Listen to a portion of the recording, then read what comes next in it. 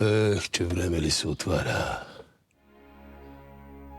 И днес майката земя ще се къпе в човешка пот. Маргалак, колко искаш за нивата? Лани, ти казах колко. Лани, можеш да работиш. Сега кажи колко искаш. Сега пак толкова.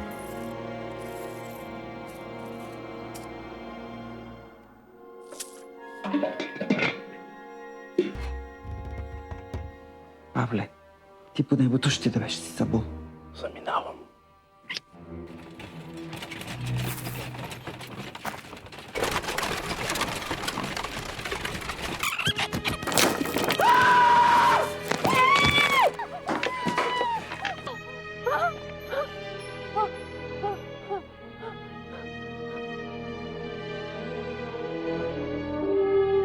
Хората говорят, че има злато! Стига! Какво искаш, никаквице? Искам делба по-равно и всеки сам да се оправя! Не, Петре, помагай!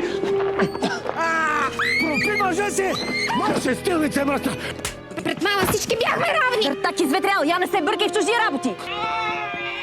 Златото съм го скрила в кръчмата, под черната плоча.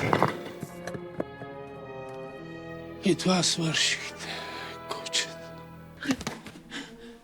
Звънът на жълтиците е заглушил звука на сърцето ти, Йордане. Ти си ги взел. Ти си ги взел! Не!